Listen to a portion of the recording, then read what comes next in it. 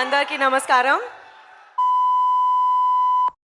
చరిత్ర సృష్టించాలన్న మేమే, దాన్ని తిరగ రాయాలన్న మేమే.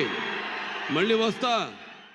బాలయ్య మొన్న సంక్రాంతికి వచ్చిన డాకు మహారాజ్తో మరో భారీ విజయాన్ని అయితే అందుకున్నారు. అండ్ ఈ మూవీ ఆల్మోస్ట్ 200 crores గ్రాస్ వైపు పరుగులు తీస్తుంది.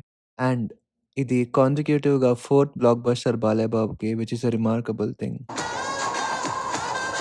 ఇవాళ ఒక అఖండ సినిమా అయితేనేమి, లేకపోతే ఒక వీరసింహారెడ్డి అయితేనేమి, ఒక నేలకొండ భగవంత్ కేసరి అయితేనేమి, ఇవాళ నాకు వచ్చిన ఈ అవకాశం అది నా రెండో ఇన్నింగ్స్గా తీసుకుని.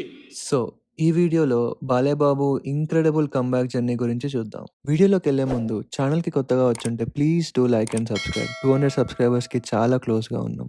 Balayya Babu is one of the legends of our Tollywood. ఆయన కెరియర్లో ఎన్నో పెద్ద పెద్ద బ్లాక్ బస్టర్లు చూశారు.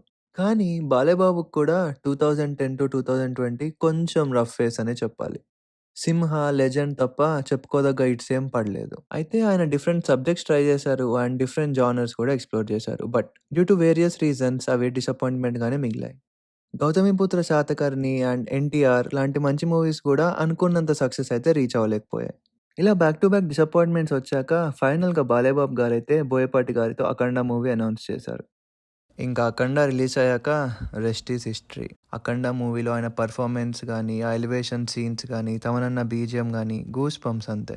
ఇంత పెద్ద సక్సెస్ అందుకున్నాక బాలయ్య బాబు గారైతే స్క్రిప్ట్స్ జాగ్రత్తగా చూస్ చేసుకోవడం స్టార్ట్ చేశారు. అలానే తర్వాత వచ్చిన వీరసింహారెడ్డి, భగవంత్ కేసరి కూడా డిఫరెంట్ సబ్జెక్ట్స్తో వచ్చి బ్లాక్ బస్టర్స్ అయితే అయ్యాయి. ఇంకా లేటెస్ట్గా వచ్చిన డాకు మహారాజ్ గురించి అయితే నేను కొత్తగా చెప్పాల్సిన పనే లేదు.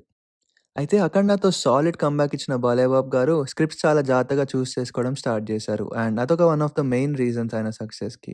బాలయ్య బాబు స్క్రిప్ట్ సెలెక్షన్లో ఆయన కూతురు తేజస్విని గారు కూడా చాలా యాక్టివ్గా ఇన్వాల్వ్ అవుతున్నారంట. And she is also the creative consultant for Aha's unstoppable.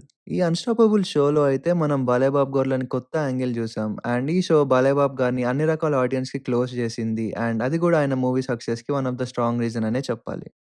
Next వచ్చేసి last but not the least, తమనన్న ఇంక్రెడిబుల్ బీజిఎమ్స్. తమనన్న బీజిఎం తోడవడంతో బాలయ్య బాబు గారి మూవీస్ అన్ని నెక్స్ట్ లెవెల్కి వెళ్ళాయి. అండ్ బాలయ్య బాబు గారి ఎలివేషన్ సీన్స్ అయితే గూస్ బంప్స్ అంతే. ఆయన బీజిఎం వల్ల డెఫినెట్గా రిపీట్ ఆడియన్స్ అయితే పెరిగారు బాలయ్య బాబు గారి మూవీస్కి.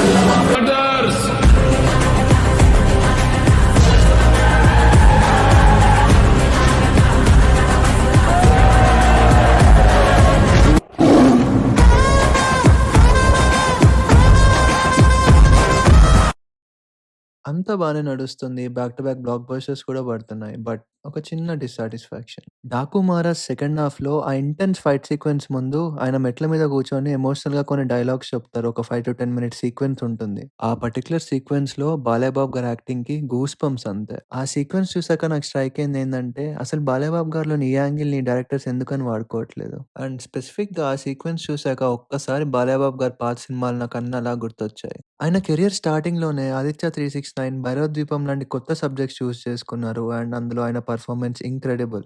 అలానే కెరియర్ పీక్‌లో ఉన్నప్పుడు 'శ్రీరామరాజ్యం' లాంటి ఒక సబ్జెక్ట్ ఎంచుకొని మంచి పర్ఫార్మెన్స్ కూడా ఇచ్చారు.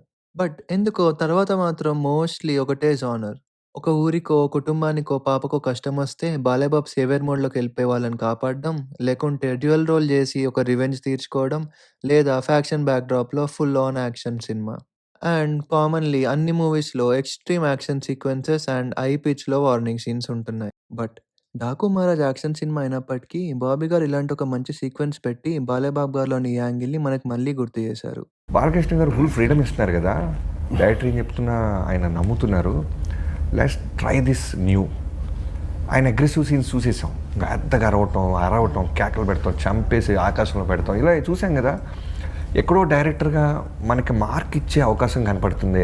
కొత్తగా ఉంటుంది. ఒక కమర్షియల్ సినిమాలో ఒక పీక్స్ వాయలెంటిక్ మూడ్లో ఉన్న, వైబ్రేషన్ మూడ్లో ఉన్న హీరో సెటిల్డ్గా, కామ్ డౌన్గా, క్యారెక్టర్ గ్రౌండెడ్గా మాట్లాడితే బాగుంటుంది అని చోక్ అవుతూ మాట్లాడితే బాగుంటుంది సార్ అనగానే ఆయన వెంటనే 5 minutesలో ఓకే డన్ చేసేద్దాం అమ్మా అని మెట్ల మీద కూర్చొని ఫస్ట్ టేక్, మీరు ఏదైతే చూసారో ఇప్పుడు అందరూ అప్రిషియేట్ చేస్తున్నారో ఫస్ట్ టేకే అది.